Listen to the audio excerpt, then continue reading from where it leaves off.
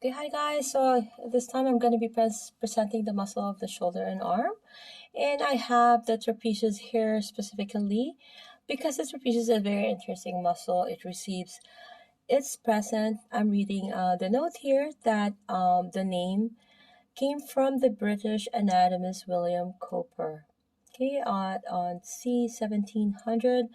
So previously it was called the muscular crocolaris, okay, like a muscle hood, since the two trapezius muscle together resemble a monk's hood. Just FYI, guys, okay?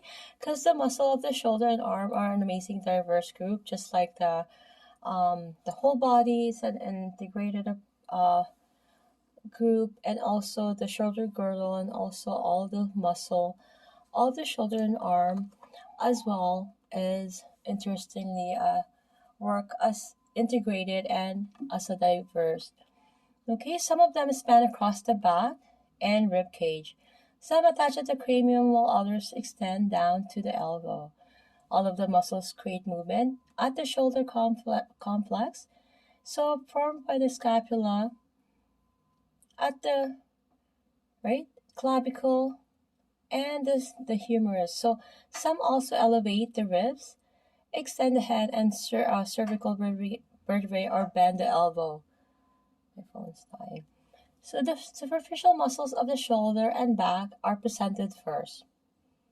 Okay, we are viewing the posterior view of the shoulder and back. Okay, keep in mind the latissimus dorsi, the trapezius, and deltoid are removed on the right side of the image here. Okay, so the muscle presented first are the superficial muscles, followed by the different muscles of the back, and lastly the muscles of the arm. Okay, so some muscles are presented together to better understand how they function as a group. So although the instruction for each muscle or muscle group is specify the position in which to place your partner, prone, either prone, supine, or seated, so exploration in all positions is encouraged for a better understanding of the muscles, right, and the surrounding structure. So we're gonna have to do some kind of positioning alteration in some events. Okay, so I'm now at the lateral view. As you can see, we can see the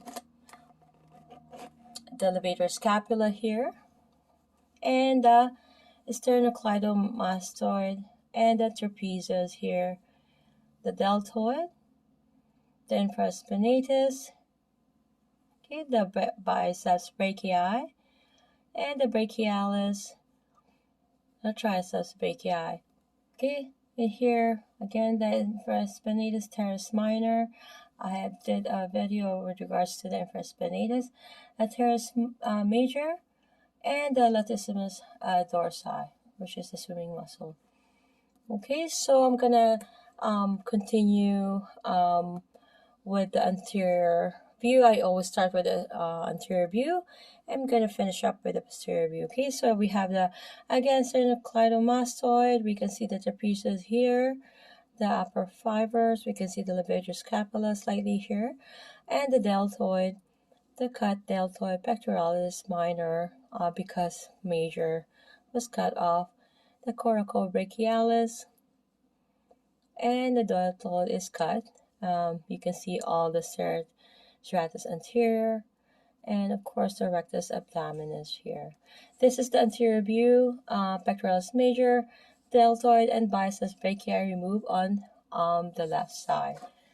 We can see the deltoid here, the delta pectoral groove is here, the pectoralis major, the latissimus dorsi, and serratus anterior, and the biceps brachii here, and of course the external oblique.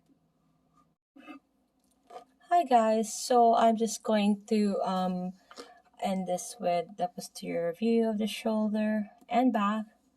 Okay, we can see the latissimus dorsi here, the trapezius, and the deltoid. Okay, these are removed from this side, okay? So we've seen the spinatus, the teres minor, teres major, the triceps brachii. This is the aponeurosis, the thoracolumbar aponeurosis. We have the erectospinal group muscle, okay? And we have the serratus posterior inferior. And we have the thoracolumbar aponeurosis. It's around here. It's just cut, but on top, but there's layers of the aponeurosis. Again, we have the triceps brachii here, teres major, and teres minor. We have the infraspinatus, supraspinatus, the rhomboids major and minor, and the levator scapula, and the splenus capitis. Okay, so I'm going to see you guys in the next video.